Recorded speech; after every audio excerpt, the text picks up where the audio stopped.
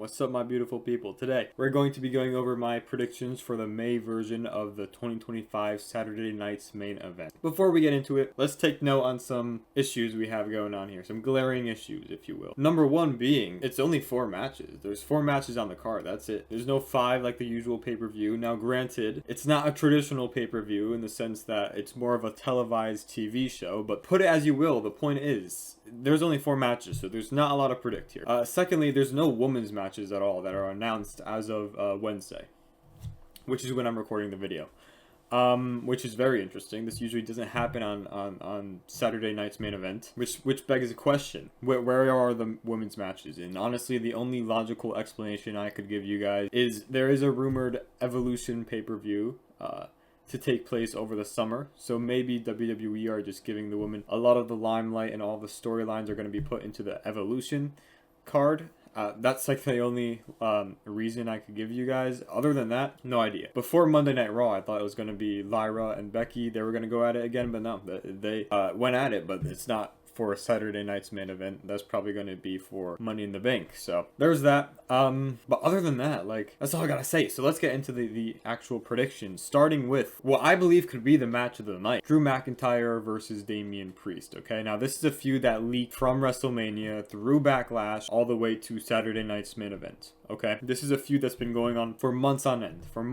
I'm talking about like CM Punk and Drew McIntyre from last year levels of months, like really long. Okay, and it's continuing for Saturday night's main event. That being said, I don't think this is the end of the rivalry just yet, mainly because Saturday night's main event, this is again a televised TV show. I'm going to call it pay-per-view for the sake of the video, but nothing major happens, right? No sharp left turns happen during Saturday night's main event. No rivalries end, no rivalries begin, nothing of major story implications happened. So I don't expect this rivalry to end. I think this is just another match to add to the soon-to-be trilogy of matches. I believe that Damian Priest and Drew McIntyre will kind of go at it again one more time after this to kind of flesh out the trilogy, because again, Backlash was a fatal 4-way for the United States Championship, so it wasn't technically part of this trilogy of matches that I feel like is going to happen. With that being said, and the fact that this is, again, I'm predicting this is not the end of the rivalry, I'm going to go with Damian Priest to pick up the win against Drew McIntyre. In terms of the match, like, this is a steel cage match. It's going to be brutal. It's going to be a good match. It's going to be a good match, right? We've seen them put on a show before at WrestleMania 41 in the street fight match, and I'm going to be straight up with you guys. Like, during the Backlash Fatal 4-Way, I was more interested in Damian Priest and Drew McIntyre going at it, more so than LA Knight and Jacob Fatu and the debuting Jeff Cobb. I'm super looking forward to this match. I know they're going to steal the show, I feel like. It's a steel cage match too, so anything could happen. Like they could escape the cage, which I don't think is going to happen. I think it's more so they're going to beat each other up until one of them goes down for the 1, 2, 3. Which is why, again, I think Damian Priest does pick up the win.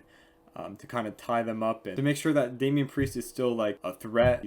He's not a guy that's going to lose clean in the entire feud. I think Damian Priest, it's like just makes sense for him to get one up on Drew McIntyre, and then eventually Drew McIntyre wins their next bout. But yeah, I'm going with Damian Priest in what could be a show stealer right here. As for Damian Priest, I could see him getting moved to the United States Championship picture a little bit more. But as for Damian Priest and Drew McIntyre, again, right, they're going to continue going at it until at least Money in the Bank, maybe even Night of Champions for sure. So that's where I see those guys heading. Next up, we got R-Truth versus John Cena. I'm actually really looking forward to this match. And look, like, whether you guys like it or not, right, this is I guess you could say rivalry that's been going on for years, or maybe it was a decade. Yeah, it's a decade at least, because after Capital Punishment, I believe it was 2011 if I'm not mistaken, they went at it for the WWE Championship. And honestly, R-Truth and John Cena have amazing in-ring chemistry, so this match could turn out to be one of the best matches of the night. However, let's take into account R-Truth's character, R-Truth's age, John Cena's age. They're not going to put on the absolute clinic that they put on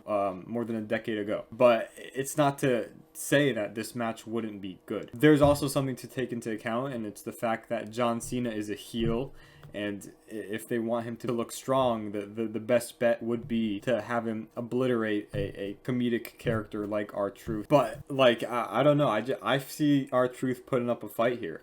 The realistic option is for John Cena to, you know, just beat R-Truth up and squash him, right? Maybe beat him up even more after the match. However, because this is a non-title match, a lot of different directions that WWE could go in, right? R-Truth could somehow pull off the victory. He could be the catalyst to start, you know, turning John Cena face again. R-Truth can act as a slap in the face to John Cena to remind him that, you know, there are still people that care about him truly. The fans still care about him truly. A lot of different directions they could go in, and because they made it a non-title match, it's not out of the realm of possibility where R-Truth does pick up the win over John Cena somehow, some way. And like, I'm gonna absolutely enjoy the crap out of this match. I don't care what anyone has to say.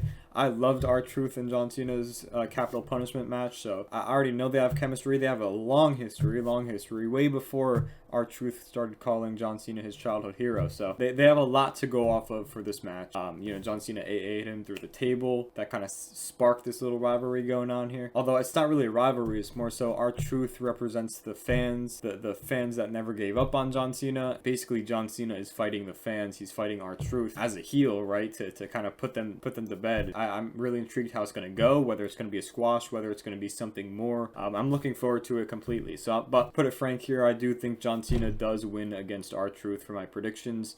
As for where they go next, R-Truth, he's a comedic character, right? He's not a main eventer. I wouldn't even say he's a mid-carder, so he's probably just going to do some more backstage segments. And as for John Cena, the best bet is for John Cena to go right into his Money in the Bank feud, but we don't know who he's feuding with. Personally, I don't want it to be CM Punk, just for the fact that there's going to be no build-up to Money in the Bank whatsoever if it was to be Punk. But I do think that after Saturday night's main event, John Cena will be going into his Money in the Bank feud straight away. I don't see it happening at Saturday night's main event where like maybe his next opponent comes in to help R-Truth or whatever it may be, because it's Saturday night's main event. It's not like an actual pay-per-view. It's more so a TV show, a house show that is broadcasted. So again, it's going to be interesting. I'm going to love it. But yeah, I'm going to go with John Cena for the win here. Alright, the next match we have is Logan Paul versus Jey Uso for the World Heavyweight Championship. A lot of people are upset about this match, but like, if you guys look at the grand picture, right? Logan Paul is coming off the biggest victory of his life, right? He just defeated AJ Styles at WrestleMania 41, right? The same AJ Styles that beat Finn Balor, right? Just a few weeks later. So he's on his high horse right now, and he wants to challenge the World Heavyweight Champion in Jey Uso, and this is the perfect catalyst for Jey Uso to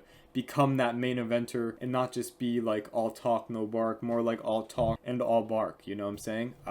Jey Uso hasn't really had a successful, clean World Heavyweight Championship defense, because again, for his World Heavyweight Championship defense against Seth Rollins, it was more so there was interferences and stuff like that, so he didn't really win cleanly in that sense. But I do think this is where Logan Paul does get pinned just cleanly by Jey Uso to kind of catapult Jey Uso into like, okay, he's really the champion, he really got this in the bag, and Logan Paul is someone that everyone hates, right? So it's the perfect place to, you know, have fans be like, okay, you know, I hated Jey Uso at first. I hated Jey Uso winning the championship at first, but like now that he defeated Logan Paul, this big douchebag, right? I mean, he's a good guy in my book, right? I think that's WWE's plan for sure. I'm not saying Logan Paul will never be champion. I expect him to be champion within the next 3 years, but there's no way Jey Uso loses his first actual title defense and his first title defense on a pay-per-view. So it's just not going to happen, right? It's not in the cards. So I'm going to go with Jey Uso to pick up the win and retain the championship against Logan Paul. Again, there's also the fact that it is, again, a house show. There's no title changes that happened. I think the only new champion that happened at the modern version Saturday night's main event was Chelsea Green becoming the inaugural U.S. Women's Champion, but again, that was because she was literally the first ever champion, right? I do see Jey Uso retaining here. It just makes sense.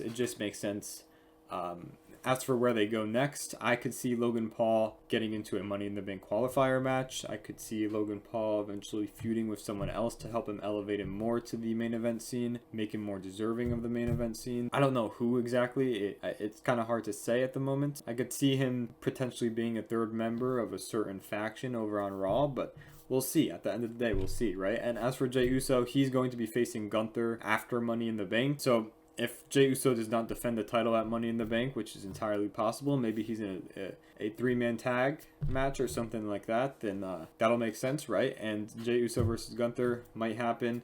And I do think Jey Uso does pick up the win against Gunther there as well. And I do think he starts feuding with someone else, potentially the Money in the Bank winner. I don't know, to be honest. I think the main part is the fact that he has to get over the hurdle that is Gunther. So once we're past that, then we'll know for sure where Jey Uso is headed. And finally, we have the tag team match featuring CM Punk and Sami Zayn, two of the most baby faces ever, versus Seth Rollins and Braun Breaker, who seems to be a unstoppable, dangerous heel faction, along with Paul Heyman. Honestly, this is a match that is really hard to say, because again, this is at Saturday night's main event. This is not some big pay-per-view, which makes me think that they're not going to introduce a third member into the Seth Rollins and Braun Breaker faction. However, I'm a fan, and I don't care whether it's at Saturday night's main event, whether it's at SummerSlam. I want a third member of the faction, and I want it as soon as possible, okay? Which brings me to my point. I